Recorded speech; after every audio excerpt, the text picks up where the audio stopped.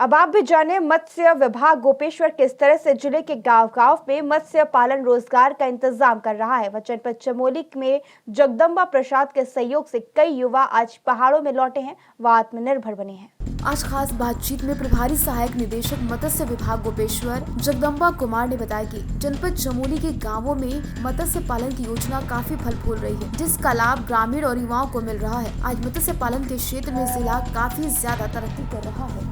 जागा उत्तराखंडियों तुम थे जगाणु भगत ऐगे।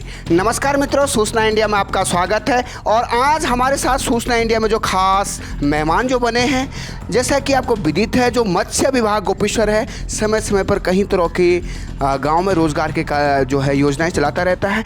और हमारे साथ आज जो खास मेहमान बने हैं श्रीमान जगदम्बा कुमार जी, आप प्रभारी सहायक निदेशक मत्स्य विभाग गोपेश्वर से हैं। सर, आपका बहुत बहुत स्वागत है सर सूचना इंडिया में। बहुत बहुत धन्यवाद आपके चैनल का और आपका भी, और जो आप विभागीय योजना को प्रचार प्रसार में जो भी विभाग का सहयोग करते हैं उसके लिए भी बहुत बहुत धन्यवाद आपका। जी सर।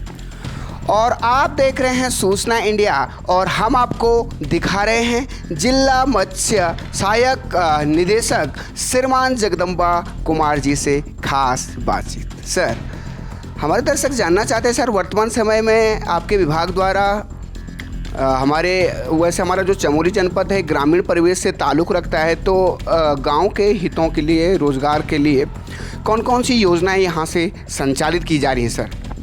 विभाग द्वारा जिला योजना, राज्य योजना और केंद्र योजना, तीनों योजनाओं में मत्स्य पालन के काम किए जा रहे हैं। जिला योजना में स्पेशली हम लोग जैसे तालाबों का सुधार करवाया जाता है, जो पुराने तालाब होते हैं उनका सुधार करवाया जाता है। राज्य योजना में 50 वर्ग मीटर, 100 वर्ग मीटर एवं 200 वर्ग मीटर के तालाबों का निर्माण किया जाता है। जो 50 वर्ग मीटर का हमारा तालाब होता है उस पर हम लोग 25,000 की सब्सिडी देते हैं। जो 100 वर्ग मीटर का तालाब होता है वो SC और ST जो अनुसूचित जाति और जनजाति के किसान होते हैं उनके लिए होता है। 100 वर्ग मीटर का तालाब होता है, उस पर 72,000 की हम सब्सिडी देते हैं। उसकी टोटल प्रोजेक्ट कॉस्ट 1,20,000 मानी गई है और उस पर हम लोग 60% सब्सिडी देते हैं। तीसरी योजना हमारे पास चलती है आदर्श तालाब निर्माण योजना, जो 200 स्क्वायर मीटर की होती है। उस पर 3 लाख के प्रोजेक्ट कॉस्ट के अगेंस्ट हम 50% उस पर 1.5 लाख की सब्सिडी देते हैं। तीसरी योजना आती है केंद्र पोषित योजना। केंद्र पोषित योजना में ट्राउट रेसवेज, स्पेशली ट्राउट रेसवेज का काम करवाया जाता है, जिसपे कि 50 क्यूबिक मीटर के रेसवेज बनवाए जाते हैं, जिसपे उसकी प्रोजेक्ट कॉस्ट 3 लाख के अगेंस्ट सामान्य जाति को 40 लाख और SC, ST और महिला को 60% की सब्सिडी दी जाती है। और प्रथम वर्षीय निवेश की भी धनराशि हमारे द्वारा विभाग द्वारा पहले साल जो भी मछली का बच्चा और जो दाना खरीदने में जो भी धनराशि व्यय होती है प्रथम वर्ष की विभाग द्वारा देय होती है। जी सर, बहुत बहुत धन्यवाद सर आपका। बहुत बहुत धन्यवाद। आप देख रहे हैं सूचना इंडिया और हम आपको दिखा रहे हैं प्रभारी सहायक निदेशक मत्स्य विभाग गोपेश्वर श्रीमान जगदम्बा कुमार जी से खास बातचीत। सर, वर्तमान समय में आपके विभाग द्वारा अभी क्या क्या प्रयास हमारे गांव में किए जा रहे हैं सर? विभाग द्वारा जो कहावत है कि पानी रोको जवानी रोको वाले थ्योरी पे काम किया जा रहा है, क्योंकि जो भौगोलिक परिस्थिति के हिसाब से छोटे छोटे तालाब बनवा के, जिस हिसाब से चमोली जनपद की भौगोलिक स्थिति है, छोटे छोटे तालाब बनवाए जाते हैं। ट्राउट रेसवेज के भी काम करवाए जाते हैं। हमारे योजनाओं के माध्यम से इस समय जैसे हमारे जनपद में 8 ट्राउट मत्स्यजीवी सहकारी समितियाँ काम कर रही हैं। लगभग 500 से अधिक व्यक्तिगत रूप से किसान जुड़े हुए हैं। और आपको खुशी के साथ बताना होगा कि जनपद चमोली को भारत सरकार द्वारा ODOP, one district one product में ट्राउट मछली के लिए चयनित किया गया है, और जिसका कि यहाँ के किसानों द्वारा काफ़ी सहयोग उसमें किया गया, काफ़ी बढ़ चढ़ के इस योजना में रुचि दिखाई गई। उसी के कारण आज जनपद चमोली को वन डिस्ट्रिक्ट वन प्रोडक्ट में ट्राउट मछली के लिए चयनित किया गया है।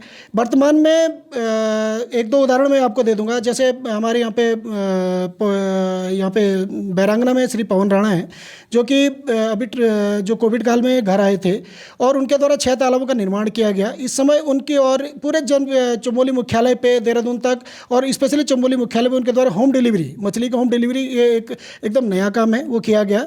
और इस समय उनकी 35 से 40 हज़ार पर मंथ की इनकम है। इसी प्रकार घाट ब्लॉक में एक पृथ्वीराज सिंह है, उनकी भी लगभग 35 से 40 हज़ार पर मंथ की अर्निंग है।